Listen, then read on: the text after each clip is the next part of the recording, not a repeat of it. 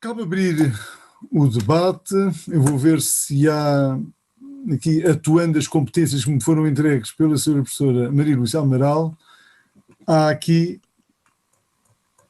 várias perguntas por escrito. Se me permitem, vou já passar a lê-las. Para o Sr. Professor Reis Novaes, a intervenção do Sr. Professor Jorge Reis Novaes, a quem particularmente saúdo, suscita-me a seguinte questão.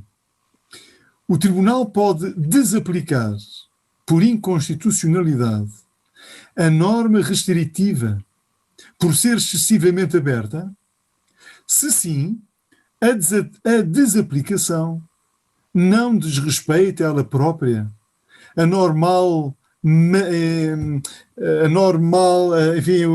normalidade material constitucional, perdoar-me-á a heresia formulada no artigo 8º, número 1 do Código Civil. O Tribunal não pode abster-se de julgar, invocando a falta ou obscuridade da lei. Antecipando uma possível resposta, desaplicar é julgar. Peço desculpa da minha má leitura, mas se me permite, esta desaplicação por abertura conceptual excessiva ou indeterminação excessiva implicaria, é a hipótese do assistente, uma impossibilidade do Tribunal julgar, havendo que ainda assim em denegação de justiça dada pelo artigo 8º, pelo Código Penal, enfim. Sr. Professor.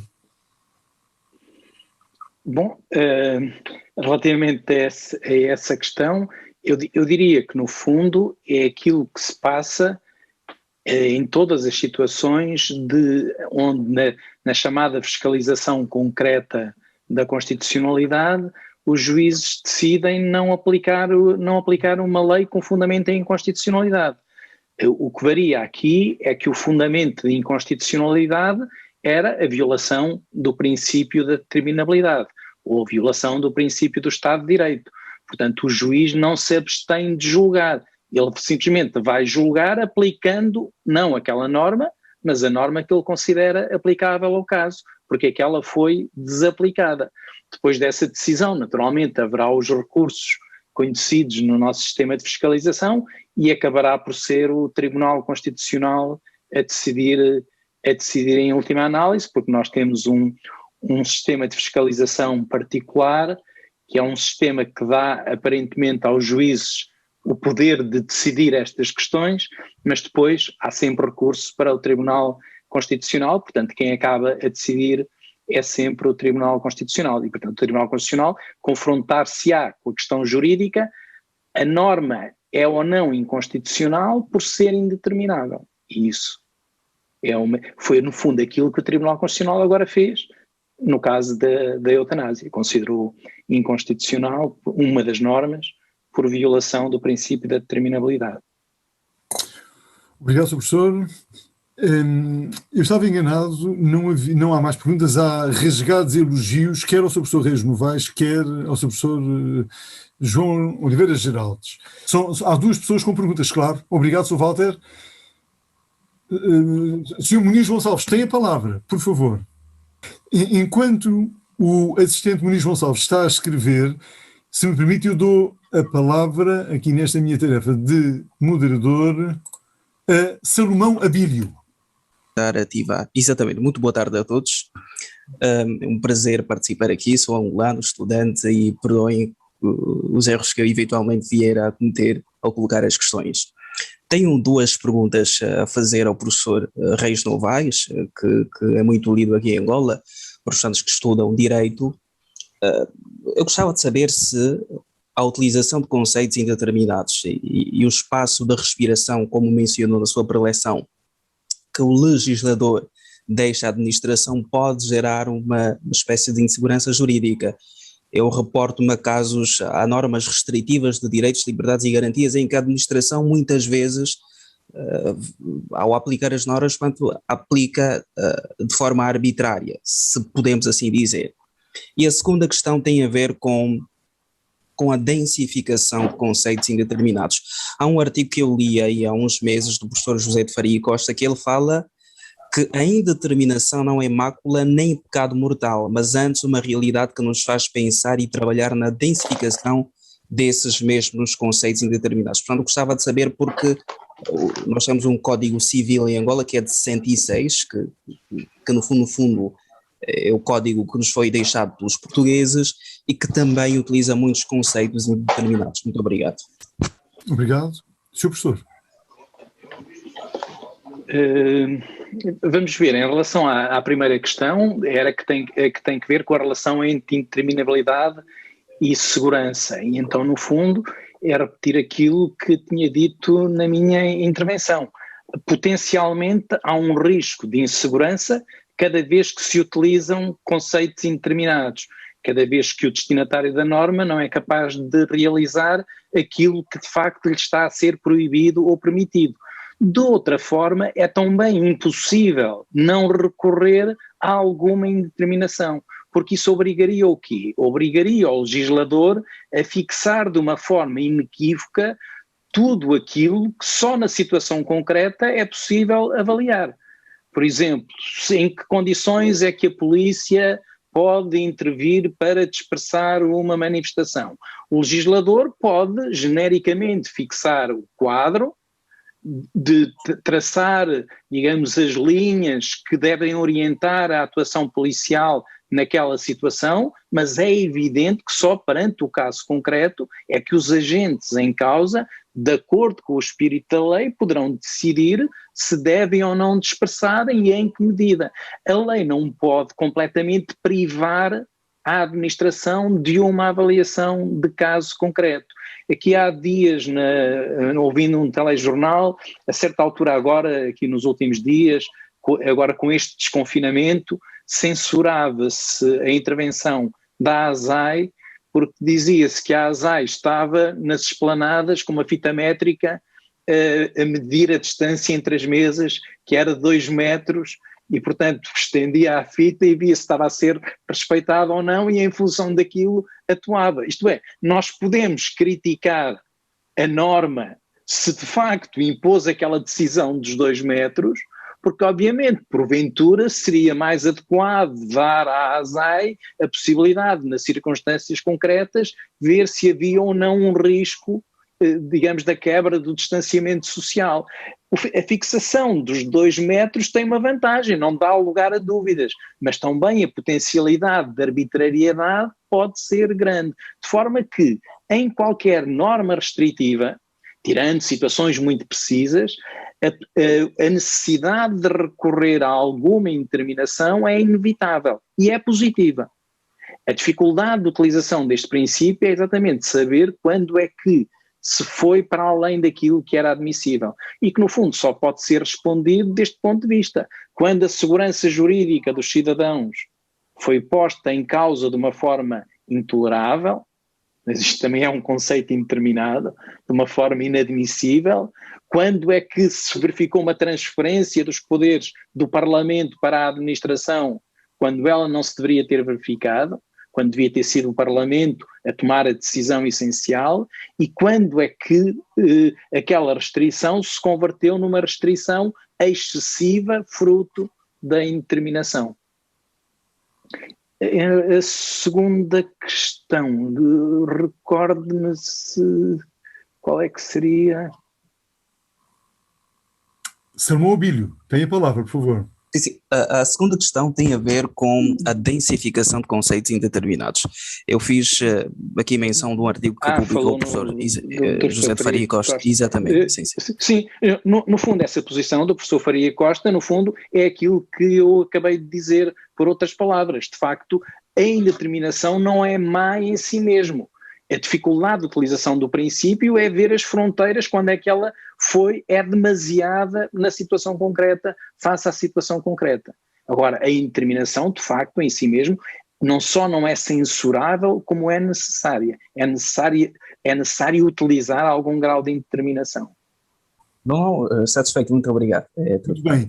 Sr. Muniz Gonçalves, por favor. Sim, primeiro agradeço aos participantes a iniciativa da Faculdade de Direito de Lisboa, através do Centro de Investigação de Direito Privado. E a minha dúvida é da indeterminabilidade. Se qualquer conceito indeterminado tem uma vinculatividade Se os conceitos indeterminados têm caráter vinculativo jurídico, é esta a pergunta? Não, se qualquer um determinado, da minha parte, acho que tem uma vinculatividade, sempre terá uma vinculatividade. Agora, é a qualificação da vinculatividade e da como é que é, vinculatividade, se for maior ou não a densidade da vinculatividade.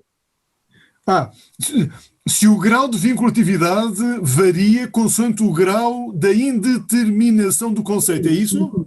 Sim. Está bem? Ouçamos sobre as opções Novaes. Com dificuldade em ouvir a pergunta, mas se o Sr. Muniz Gonçalves concordou com esta formulação da minha parte, tem algo a dizer sobre as Novaes? Sim, concordo. Sim, em relação a isso que diz, é verdade. De facto, há sempre um grau de vinculação. No caso, por exemplo, se estivermos perante um direito fundamental que foi restringido, o grau de vinculação é ao direito fundamental. Toda a atuação da administração, do aplicador, do juiz, tem sempre a vinculação, a sobredeterminação que é dada pela norma constitucional. No fundo, a norma de garantia do direito fundamental. Portanto, qualquer interpretação, qualquer densificação desses conceitos indeterminados é sempre feita à luz da determinação constitucional. No caso, a determinação constitui a vinculatividade do direito fundamental. Muito obrigado, Sr. Professor Reis Novaes. Uma pergunta escrita. O professor Reis Novaes entende que o caso recente, noticiado no Polígrafo SIC e noutros meios de comunicação social, que relata que uma pessoa foi multada por um agente da PSP por estar a almoçar dentro do seu automóvel sozinha em frente do seu local de trabalho, constituir uma violação do princípio da proibição do excesso, devido porventura ao facto de certas normas do confinamento serem indeterminadas? Ou seja, será que é por elas serem indeterminadas que há esta violação do princípio da proibição do excesso? Se sim, a atual pandemia não estará a gerar uma crescente insegurança jurídica? Eis a pergunta. Bom, que a pandemia gera insegurança jurídica, isso sem dúvida. Quando se coloca o problema de saber até onde pode ir a limitação dos direitos fundamentais numa situação destas, e a partir do momento em que vivemos nisto há mais de um ano, é óbvio que há aí sempre um grau elevado de insegurança jurídica. Agora, o caso concreto que referiu, eu recordo-me de ver isso noticiado, mas sinceramente nunca tive a curiosidade de ver o que é que se passou realmente nessa situação, porque também não vejo muito bem como é que uma pessoa está dentro de um automóvel a comer e o que é que terá acontecido, qual é que foi a justificação para isso, de forma de que não tenho nenhum elementos para avaliar a situação e para responder à situação, que é uma notícia estranha, em princípio sim, agora o que aconteceu desconheço totalmente, não vi isso. Obrigado, Sr. Professor. Mais uma pergunta, enfim, não sei se será direito constitucional português, será direito constitucional, direito comparado constitucional. Como podemos conceptualizar a ordem pública, conceito indeterminado previsto em tantas constituições? Isso considerando que a manutenção da ordem pública é requisito em determinadas constituições para a decretação de medidas restritivas, como acontece com o estado de sítio. Vejamos, não é propriamente fundamento de justificação da restrição, mas acaba, à luz da Declaração Universal dos Direitos Humanos, a ordem pública acaba aí por ser um chamado limite aos limites, ou seja, mesmo quando nós admitimos a possibilidade de existência de restrições a direitos fundamentais, eles só são legítimos se isso for necessário numa sociedade democrática para garantir, entre outras coisas, os direitos dos outros, a moral, também a ordem pública. Este conceito de ordem pública, naturalmente, é um daqueles que suscita muita dificuldade de densificação, mas deve ser densificado à luz dos princípios gerais de um Estado de Direito. Portanto, é uma coisa diferente da ordem pública num Estado de Direito democrático, da ordem pública num Estado autocrático. E, portanto, a densificação do conceito, que aqui tem a maior utilidade exatamente por aquilo que eu acabei de dizer, porque vai funcionar também como um limite aos limites, é uma justificação, uma restrição só é justificada se preencher aqueles requisitos, se for necessária para assegurar a ordem pública, mas esta densificação da ordem pública não é independente daquelas valorações que nos levam a qualificar um Estado como Estado de Direito. Como Estado de Direito, respeitador de direitos fundamentais, da participação das pessoas, e portanto é nesse quadro que pode e deve ser densificado. É um tipo de conceito de que não podemos prescindir, que a certa altura é necessário recorrermos, mas com uma interpretação, com uma densificação adequada ao caráter de Estado de Direito envolvente. Obrigado, Sr. Professor Reis Novaes. Sr. Professor Pedro Sanches, alguma pergunta aos oradores? Muito obrigado, Sr. Professor João Pedro Marchante. Quero felicitá-lo por esta organização notável que está aqui a decorrer. É fantástico. A terceira edição deste colóquio mostra bem a pujança que ele está a ter, e queria felicitar muito e saudar o Sr. Professor Jorge Reis Novaes e também o Sr. Professor João Oliveira Geraldes. Aliás, é um gosto revê-lo depois de já há muito tempo termos trabalhado como colegas. Fiquei muitíssimo grato por tudo o que aprendi nas duas intervenções. Foram notáveis e penso que todos os participantes sentem o mesmo. Eu aproveitava o convite muito amável do Sr. Professor João Pedro Marchante apenas para colocar uma questão breve ao Sr. Professor Jorge Reis Novaes, que eu subscrevo inteiramente o que o Sr. Professor referiu quanto à ligação entre determinabilidade e separação de poderes, sendo que uma coisa que me preocupa especialmente é que, por vezes, a falta de determinabilidade prejudica primeiro a fronteira entre função legislativa e administrativa, mas como o Sr. Professor bem referiu, depois isso vai refletir-se também na fronteira com a função jurisdicional, porque é evidente que um tribunal não tem as ferramentas necessárias para preencher um conceito que era um conceito valorativo, não era um conceito pré-determinado na norma, mas era um conceito indeterminado, portanto subscrevo isso.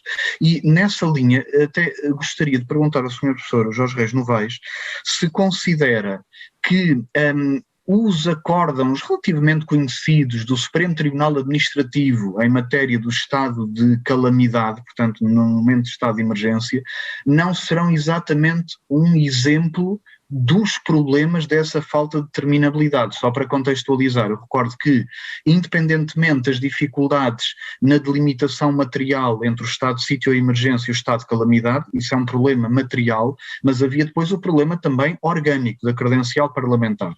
E eu fiquei, salvo o devido respeito, algo preocupado quando houve um primeiro aresto que pareceu dar a entender que a falta de credibilidade a falta de credencial, parlamentar poderia ser substituída ou pelo menos suprida por uma internormatividade técnica internacional, é aquela célebre expressão, internormatividade técnica internacional, sem dúvida que ela existe, mas se é isso que vai suprir a falta de determinabilidade da credencial parlamentar, parece-me que é algo preocupante.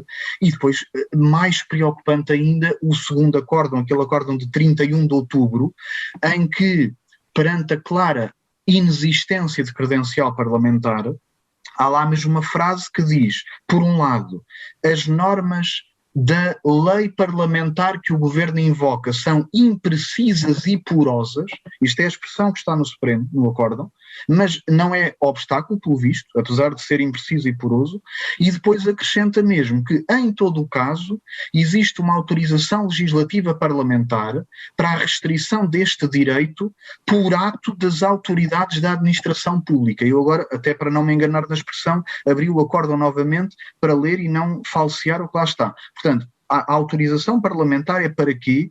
Para que haja uma restrição por ato das autoridades administrativas, o que à partida nós imaginaríamos que a restrição seria por ato legislativo. Portanto, eu pergunto ao Sr. Professor se considera que isto pode ser um exemplo, talvez até extremo ou dramático, do problema que a falta de determinabilidade legislativa origina, quer para a separação de poderes, quer para a própria proteção do sistema de direitos fundamentais. Muito obrigado e peço desculpa também pela extensão da pergunta que coloquei, pela minha demora. Muito obrigado. Posso, professor?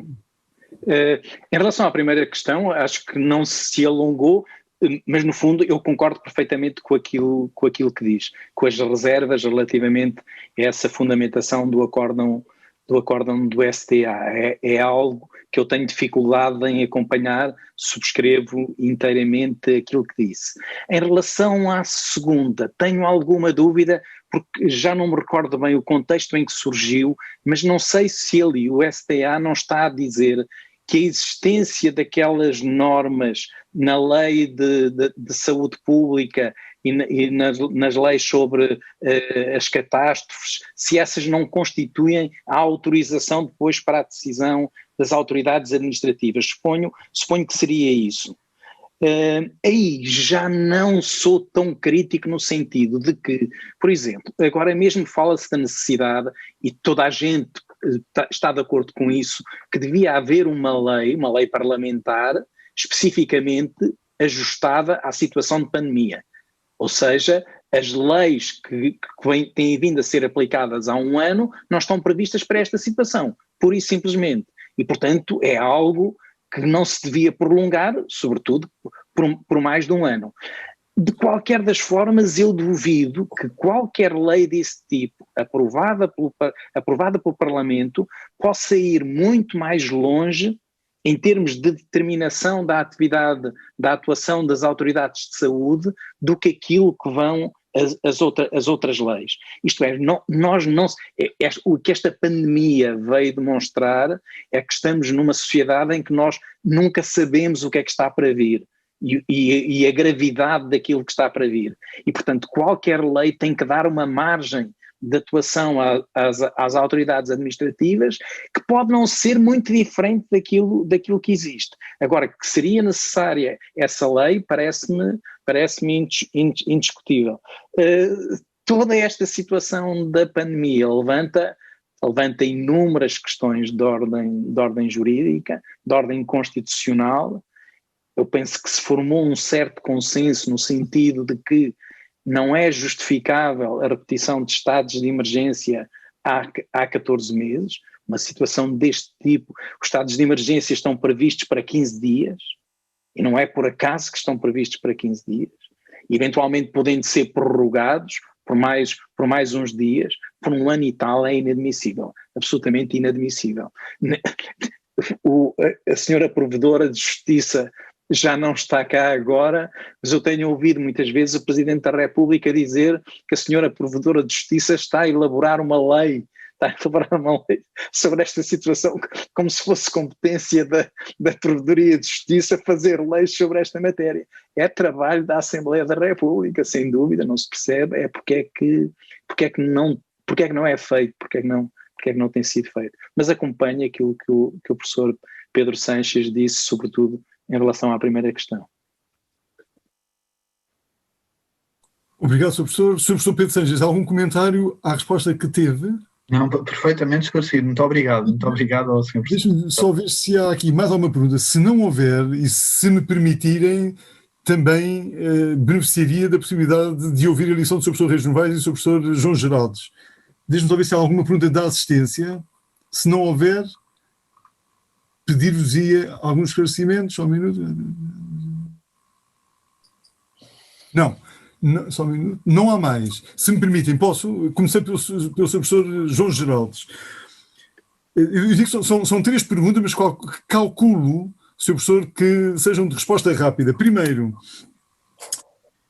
suponha que uma pessoa está em paragem cardiorrespiratória num local onde há máquinas de suporte que impeçam a morte da pessoa. A pergunta é a seguinte: se ele está em paragem cardiorrespiratória, vamos começar o trabalho de recolha de coração, olhos, etc., ou vamos auxiliá-la com meios de suporte à vida, porque a máquina está ali ao lado, para evitar que ela morra, mantendo-a viva, já que não temos aqui a tal solução muitíssimo interessante alemã do duplo critério. Esta é a primeira pergunta. Ou seja, matamos Ou, se me permitem, vamos auxiliar quem está em paragem cardiorrespiratória ou vamos começar o trabalho de recolha? Obrigado, Sr. Professor. Bem, quanto a essa questão, até respondo como responde o Conselho de Ética da Alemanha. É que uma das razões invocadas para não introdução de um critério duplo é precisamente o conflito de deveres, ou do dever de assistência e do procedimento de recolha, porque a recolha de órgãos de um dador com paragem cardiorrespiratória não será compatível com o dever de assistência, nomeadamente quando o tempo, isso é a posição do Conselho Alemão, atenção, que eu penso que faz todo sentido problematizar, mas quando o tempo necessário para a recolha de órgãos é muito curto e, portanto, não podemos esperar muito tempo. Mas esta questão é mesmo do plano quase, digamos, eu não diria do arbítrio, porque não queria ser ousado, mas posso dar um exemplo. A lei portuguesa fixa, o despacho fixa 10 minutos, a lei italiana fixa 30 minutos. Ou seja, há aqui uma grande dificuldade de concretizar, de determinar, de especificar o que é que se está a passar. Quanto à sua questão, de facto, o dever de assistência que obriga, nomeadamente, a seguir os procedimentos de apoio ventilatório, neste caso, penso que se sobrepõe manifestamente, digamos, à outra dimensão que resulta do despacho. Portanto, penso que, respondendo à sua pergunta, eu diria que no atual direito português há o dever de assistência. Muito bem. Segunda pergunta, pareceu-me sinceramente, a não ser que tenha sido por grande simpatia ou quase caridade de jurista, mas pareceu-me que havia alguma hesitação da parte do Sr. Professor em qualificar o despacho do Secretário de Estado como um diploma ilegal. Pareceu-me que havia alguma hesitação da sua parte. Estou enganado?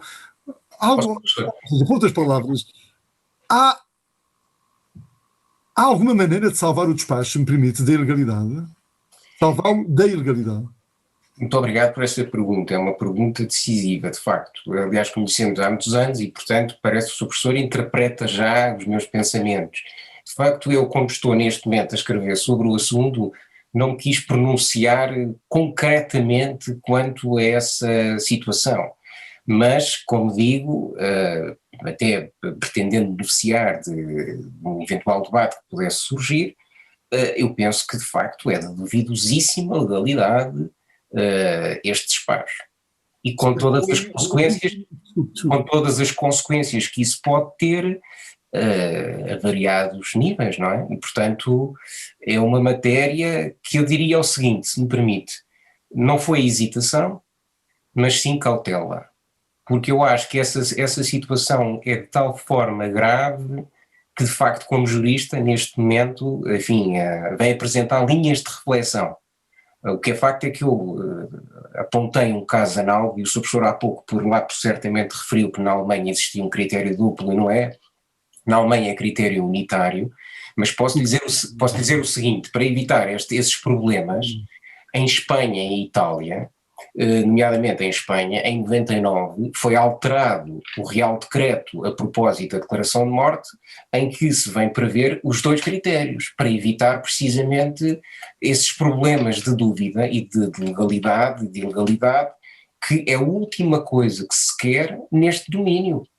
Porque eu penso que não só os interessados são todos os cidadãos, mas também a comunidade a quem devemos muitíssimo, que é a comunidade médica, que precisa de certeza jurídica sobre esta matéria. E, portanto, eu diria mesmo que se há coisa que demonstra a história do direito da morte em Portugal, é que tem havido imensa ambiguidade, imensa indeterminação e imensos problemas de concretização. Sinalizei há pouco que entre 76 e 93, o que não é um período de sumenos, não havia uma concretização do que era a morte. Mas há registros contabilísticos de transplantes a partir de 86. Antes também certamente haverá, mas eu não os conheço. De 86 para a frente eu tenho esses registros.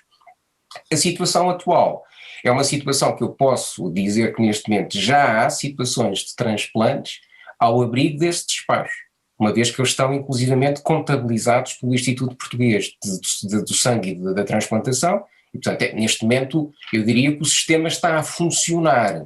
Se ele está a funcionar na plenitude, digamos, com a correspondência total legal, com cautelas, se me permite, eu diria que, enfim, fico pelas dúvidas e não ainda pela conclusão final, sendo certo que também me parece que é muito difícil perceber qual será o caminho que me conduzem as minhas dúvidas.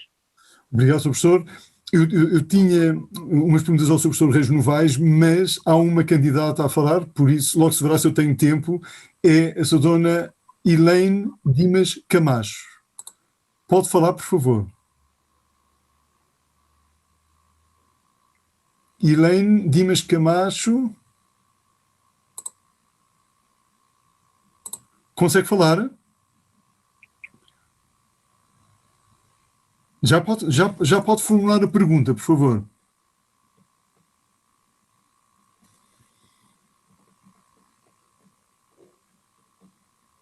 Sra. Dona Elaine Dimas Camacho, consegue ouvir-me? Está a dizer, sim. Está bem. Consegue escrever a pergunta? Eu acabei de reparar agora, há pouco alertado pelo Sr. Professor Pedro Sanches, estou a ter especial atenção a estas informações das pessoas que pretendem intervir. Está-me a dizer que está sem phone e está sem câmara. Se me permite, vá escrevendo a pergunta, enquanto eu formulo uma pergunta ao Sr. Professor Reis Novaes. Pode ser? Calculo que haverá algum tempo. Ok, combinado. O ok é da senhora Dona Helena Dimas Camacho e também da minha parte. Sr. Professor Reis Novaes, é como sempre muitíssimo proveitoso ouvir o Sr. Professor Reis Novaes. Quanto ao princípio da indeterminabilidade, considera inútil referir a palavra sujeição presente no artigo 203, quando o artigo 203 diz, agora estou-me a referir aos reflexos da determinabilidade no Poder Judicial e não na administração. Quanto ao Poder Judicial, quando se diz os tribunais apenas estão sujeitos à lei, havendo, arrisco de dizer que a palavra sujeitos tem muitos significados, mas implica um caráter determinado da lei, sem prejuízo de haver muitas bolsas constitucionalmente admitidas de indeterminação, a começar na própria Constituição e a terminar nas leis ordinárias que possam consagrar espaços de indeterminação, todos eles permitidos pela própria lei constitucional. Mas, como regra, a palavra sujeitos não poderia reforçar a importância que o Sr. Professor deu ao princípio da determinabilidade? No sentido da necessidade de preencher os conceitos indeterminados, sim. No sentido de evitar o recurso a esses conceitos, já não me parece, porque qualquer lei não pode prescindir de um certo grau de indeterminação. Há pouco o professor Pedro Sanches criticava um pouco aquela noção de porosidade que o STA tinha utilizado, isso a mim já não me repugna tanto. Isto é, eu também penso que uma lei tem que deixar respirar a administração. E, portanto, que haja uma certa porosidade não me repugna, sob pena de uma aplicação estrita não atender aos dados relevantes da situação concreta. Agora, eu do 213 eu retiraria mais, era aí, no apenas estão sujeitos, é que não estão sujeitos a outras influências, ou não devem estar sujeitos a outras influências. E concretamente, nestes dias, é um pouco o ambiente que temos vivido nestes dias, é exatamente um desses ambientes. Os juízes não devem estar sujeitos a outras influências e a outras pressões que não sejam as derivadas da lei. Isso é que me parece o importante. Obrigado pela pergunta, Sr. Professor. Deixe-me ver se a aluna ainda não escreveu. Se me permite, posso fazer mais um comentário? Posso fazer um comentário acerca do que acaba de dizer? Um comentário com uma pergunta implícita, para me apontar incorreções caso elas existam. Repare que há muitas indeterminações. Há indeterminações de caráter, chamemos-lhe fático, e é de sublinhar aquilo que o Sr. Professor nos disse há pouco: qualquer palavra tem uma zona de penumbra, diga-se de passagem, qualquer palavra tem a sua indeterminação, mas além das indeterminações fáticas, do ponto de vista fático, lugar ermo ou lusco-fusco ou coisa parecida, além de indeterminações íncitas a um glossário jurídico, técnico-jurídico, que é o direito subjetivo, por exemplo, arrisco dizer que o grande problema da indeterminação é a indeterminação que carece de considerações axiológicas. Haver uma lei que diz deve haver distância de segurança, tem porosidade, tem determinação, mas eu não encontrei aí qualquer problema. O problema está quando, havendo que o problema existe, quando o destinatário da norma, à luz do 203, estou-me a referir agora aos tribunais, quando a lei ordinária entrega ao tribunal a tarefa de ponderação axiológica. Não é qualquer densificação fática ou técnico-jurídica, é densificação axiológica. Considera que, em resumo, leis ordinárias que não sejam expressamente admitidas pela Constituição como podendo ter bolsas de, entre aspas, delegação nomogenética no Tribunal, considera que, retomando leis ordinárias nesses termos, que não têm a Constituição a aquecer-lhes as costas, que podem usar conceitos carecidos de densificação axiológica judicial? Eu acho difícil nós evitarmos essa situação a partir do momento em que temos uma Constituição com direitos fundamentais e com princípios, como, por exemplo, o princípio da dignidade da pessoa humana, o princípio da proporcionalidade, o princípio da igualdade. Era precisamente contra isso que advertia Kelsen quando achava que colocar os tribunais a decidir questões com base nesse tipo de princípios abria a entrada para a subjetividade do juiz.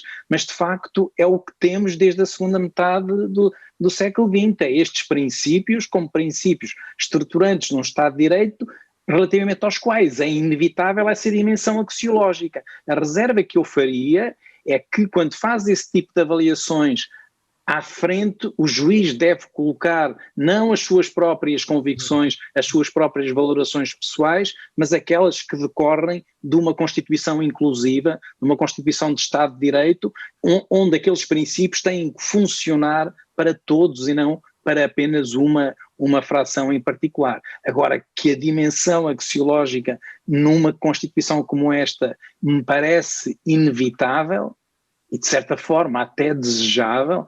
Como diz o Habermas, a dignidade é a porta por onde a moral entra no direito. Mas se colocarmos a dignidade nas Constituições, depois o resto é inevitável. Temos é que depois colocar barreiras que impeçam a entrada das convicções pessoais, subjetivas pessoais, independentemente daquilo que devem ser os princípios de um Estado de Direito. É entusiasmante ouvi-lo, mas eu vou perguntar à senhora Dona Helene Dimas Camacho se já conseguiu resolver os problemas de microfone. É que não escreveu a pergunta. Só um minuto. Sim. Pretendo que esperemos pela sua pergunta, caso o Sr. Professor Reis Novaes e o Sr. Professor João Oliveira Geraldes possam esperar um pouco por escrever, ou desisto de fazer a pergunta, se me permite, esta pergunta. Se puder responder por escrito, agradeço. Também.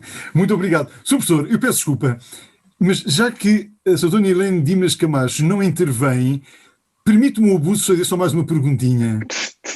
Tudo bem. Uma pergunta muito atrevida de um aprendiz de direito. Não. Um aprendiz de direito privado está a fazer perguntas a um ilustre publicista. Bem, a pergunta é a seguinte: é que O Sr. Professor há pouco referiu o princípio da determinabilidade. São duas. Referiu o princípio da proporcionalidade agora, não, enfim, não certamente o 266 número 2, mas o do artigo 2º, calculo. Referiu a dignidade da pessoa humana, mas será que todas essas realidades axiologicamente riquíssimas, será que todas elas se dirigem aos tribunais? Permita-me lembrar aquilo que o Sr. Professor certamente sabe muito bem, sabendo eu mal, é que desde 76 até hoje houve apenas, que eu conheça, apenas 4 ocasiões em que o Parlamento português, primeiro em veste de Assembleia Constituinte e depois em veste de Assembleia da República, mas por 4 vezes o Parlamento veio dizer que a dignidade da pessoa humana não se dirigia ao juiz em sede do 16 número 2, ou seja, veio-se dizer um tribunal não pode inferir da dignidade da pessoa humana direitos fundamentais. O grande paladino desta solução foi o Sr. Professor Vital Moreira, quando vem dizer há uma diferença qualitativa entre a dignidade da pessoa humana e as normas jurídicas constitucionais. É que as normas jurídicas constitucionais impõem-se ao juiz e são por ele aplicáveis. Ao passo que a dignidade da pessoa humana implica que o juiz vá ponderar, criar uma norma, e seria essa norma judicial que iria servir de padrão para avaliar da validade ou invalidade de normas à luz da Constituição. Já não seria a Constituição, seria como que uma normatividade paraconstitucional de fonte judicial. Ora, tendo presente esta recusa do Parlamento em admitir que a dignidade da pessoa humana se dirija ao juiz, explicitando isto dirige-se apenas ao legislador, que vai densificar a dignidade, e depois então, ao fazer leis, essas leis serem aplicadas pelos tribunais, será que nós temos essa inevitável carga axiológica na Constituição? Permita-me só terminar. Repare, Sr. Professor, o Sr. Professor há pouco disse de uma forma muitíssimo elogiada pela Sra. Professora Maria Lúcia Amaral, e se me permite, da minha parte, como aprendiz, também muito elogiada. O Sr. Professor disse, é necessário haver não usou a palavra comunhão axiológica mínima, mas usou uma outra expressão, é necessário haver um caldo axiológico que nos liga a todos dentro do pluralismo razoável. O Sr. Professor não falou em caldo razoável, eu não me lembro, peço desculpa, não me lembro exatamente da sua expressão, mas tem de haver um caldo axiológico que nos liga a todos, um cimento axiológico que nos liga a todos dentro de um pluralismo racional que impeça, enfim, extremistas. O Sr. Professor deu o exemplo de racismos, etc. Mas haverá melhor maneira do que ter uma lei a densificar a dignidade da pessoa humana, para termos a certeza do que é que nos une a todos, porque é a lei maioritária, é a lei da democracia, do que um juiz falar em nome de um juiz ser como que o oráculo da comunidade, dizer o que é que a comunidade quer, o que é que liga à comunidade. Não, deixemos as coisas funcionar. Dignidade da pessoa humana só para o legislador densifica, diz-nos o que é o cimento comunitário pela regra da maioria, e o juiz aplica as normas criadas por essa lei ordinária. Se há erros, aponte-nos, por favor. Não me parece que seja uma questão de erros, mas é uma perspectiva diferente, que para mim não é perspectiva constitucional. Isto é, a partir do momento em que a própria lei é sindicável à luz dos princípios constitucionais, então a dignidade é um parâmetro de controle da constitucionalidade da lei e o juiz pode invocar a dignidade para fazer esse controle. E a partir dessa altura, digamos que não é possível sustentar num sistema destes a não isentar o juiz de uma vinculação direta à dignidade. Para mais depois, no nosso caso, a partir do momento em que todos os juízes têm acesso direto à Constituição e aplicam a Constituição, a partir daí, digamos, a conclusão é inevitável. O juiz tem acesso direto à Constituição e não podia deixar de ter ao princípio dos princípios da Constituição, que é o princípio da dignidade, parece. Muito obrigado, Sr. Professor Reis Novaes. Se houver alguma pergunta, daria a palavra a quem tem pergunta. Não há. E antes de terminar esta mesa, permita-me só reenviar o elogio do Sr. Professor Pedro Sanches a quem, permita-me sublinhar este ponto, a quem está por trás de todos estes colóquios e da sua abertura científica. Eu sou aqui um operacional. Acredito, Sr. Pedro Sanches, que as decisões nucleares são do Sr. Professor Menezes Cordeiro. Quanto convidados, quando eles são especialmente polémicos, os pontos difíceis, o fácil pode ser feito por um operacional, Sr. Professor Pedro Sanches.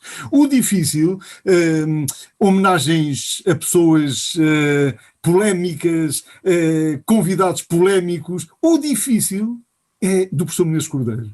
Por isso, permita-me reenviar o seu elogio ao seu professor Menezes Cordeiro, que ele tem a parte difícil, eu tenho a parte fácil de operacional. Agradeço muitíssimo ao seu professor Pedro Sanches, ao seu professor João Oliveira Geraldes, ao seu professor Reis Novaes, a toda a assistência, reiterando os votos de saúde a todos e vossas famílias também. Até quando vocês quiserem. Obrigado. Obrigado, boa tarde.